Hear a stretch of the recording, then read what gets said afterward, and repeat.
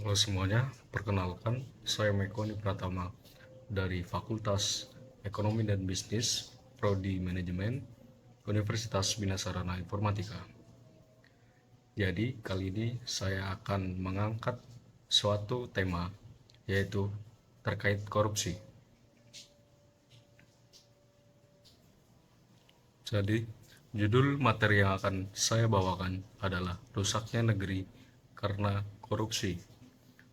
Dan saya akan mengangkat suatu kasus yang baru saja terjadi, yaitu kasus korupsi timah. Pertama-tama, apa penyebab dari korupsi itu sendiri? Korupsi telah menjadi salah satu ancaman terbesar bagi kemajuan suatu negeri.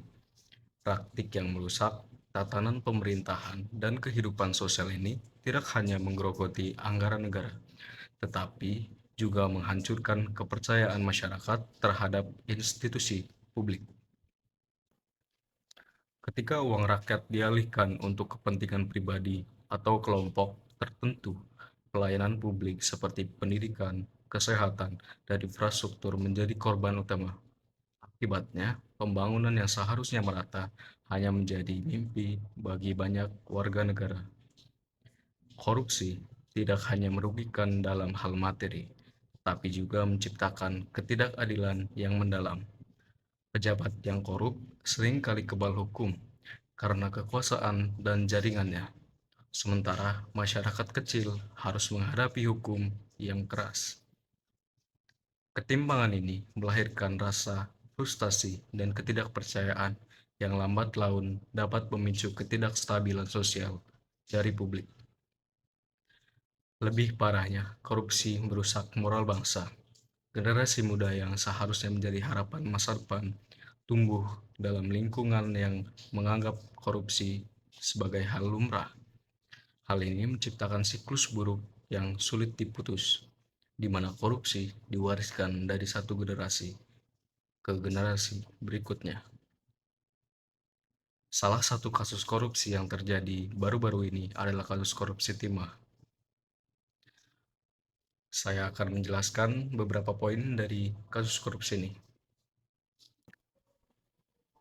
Dilansir dari detik.com dengan artikel berjudul Helena Lim, Crazy Rich di pusaran kasus timah. Lalu, siapakah Helena Lim? Helena Lim atau yang terkenal dengan sebutan Crazy Rich Pantai Indah Kapuk kini tengah menghadapi ancaman tuntutan pidana dari jaksa selama 8 tahun. Dalam persidangan terakhir di Pengadilan Niaga, Jakarta Pusat, memunculkan fakta baru di mana Helena Lim sebenarnya bukan berasal dari kalangan ekonomi atas, melainkan justru dari kalangan bawah. Terkuak fakta bahwa Helena Lim adalah seorang anak yatim yang sudah ditinggal ayahnya saat usia masih belia. Ibunya banting tulang dan bekerja keras untuk 5 anaknya agar bisa makan dan bersekolah. Selain itu, Helena Lim juga ikut berjualan nasi, menjahit sepatu, dan juga berjualan keripik di sekolah untuk membantu ibunya menyongsong ekonomi keluarga. Fakta itu didapati dalam persidangan pada hari Jumat, Desember 2024. Lantas, mengapa Helena Lim menjadi terdakwa untuk kasus timah? Saya sudah merangkum beberapa poin-poin dalam kasus ini dan akan saya jelaskan satu persatu. Yang pertama, Helena Lim adalah seorang manajer PT Quantum Skyline Exchange. Kenapa bisa begitu? Ketika di usia 17 tahun, dia sudah bekerja di perusahaan besar dan bisa membiayai kuliahnya sendiri. Tetapi, karena kesibukan bekerja, akhirnya kuliah tersebut tidak dapat diselesaikan. Ia kandas di tengah jalan, namun seiring berjalannya waktu, ia pun memulai bisnisnya dalam dunia falas hingga menjadi manajer PT Quantum Skyline Exchange. Seiring berjalannya waktu, usahanya mulai naik dan dipercayai banyak orang, dan namanya mulai dikenal publik sebagai Crazy Rich Pantai Indah Kapuk. Namun, label itu harus dibayar mahal. Ia merasa label ini membuatnya menjadi target dari kasus dugaan korupsi PT Timah. Yang kedua, PT Quantum Skyline Exchange dianggap menjadi tempat penampungan dana kasus Timah karena sudah melakukan transaksi dengan terdakwa kasus dugaan korupsi PT Timah diantaranya Harvey Moise. Adapun ia menjadi tersangka karena jaksa penuntut umum menilai money change miliknya dianggap menjadi tempat penampungan dana kasus Timah karena sudah melakukan transaksi dengan terdakwa. Walaupun Helena Lim tetap menolak anggapan tersebut, namun jaksa akan tetap menuntut dengan dugaan tersebut. Poin ketiga, yaitu jaksa penuntut umum menyebut baik Helena Lim ataupun Harvey Moise menerima aliran dana sebesar 420 miliar rupiah. Namun, Helena Lim menilai asal-muasal muncul nilai 420 miliar yang kemudian menjadi dasar pengenaan uang pengganti adalah perhitungan kira-kira yang muncul pada saat sedang diperiksa oleh salah satu penyidik. Saat itu ia ditanya tentang nilai total transaksi para terdakwa dengan PT QSA. Helena Lim menjawab dengan spontanitas.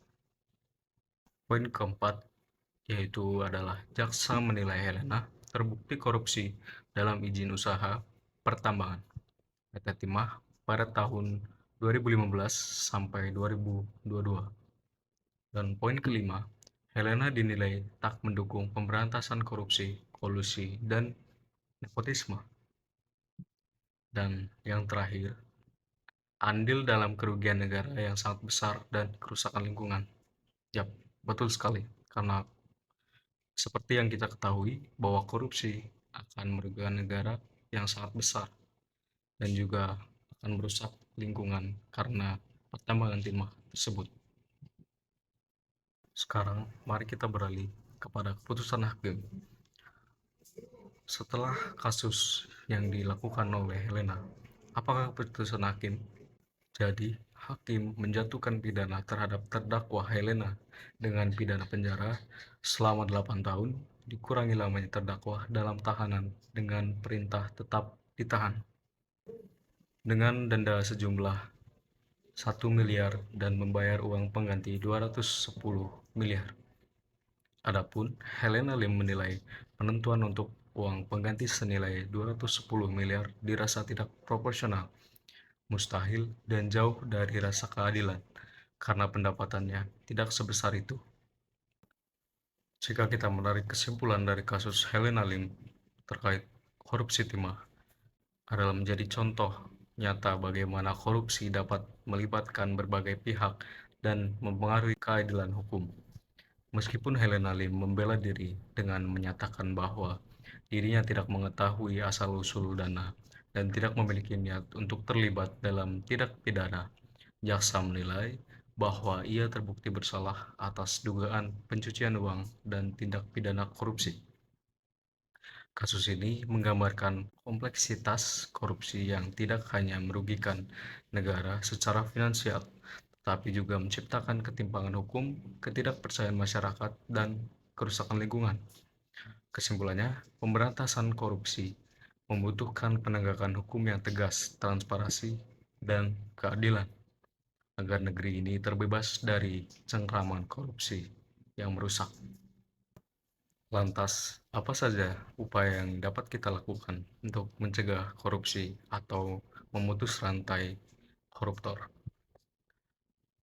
Upaya untuk memutus rantai korupsi diperlukan upaya kolektif dari semua elemen masyarakat. Penegakan hukum yang tegas, transparansi dalam pemerintahan, dan pendidikan anti korupsi sejak dini adalah langkah penting untuk melawan praktik ini. Masyarakat juga harus berani bersuara dan menuntut akuntabilitas dari para pemimpin mereka. Dengan demikian, harapan untuk membangun negeri yang bersih, adil, dan sejahtera masih dapat diwujudkan. Korupsi bukan hanya kejahatan finansial, tetapi juga penghancur moral dan masa depan. Jika tidak segera ditangani, korupsi akan terus menjadi parasit yang menggerogoti bangsa. Oleh karena itu, komitmen untuk melawan korupsi menjadi tanggung jawab utama bagi setiap warga negara. Baik semuanya, terima kasih untuk atensi dan kesempatan kali ini, dan sampai jumpa.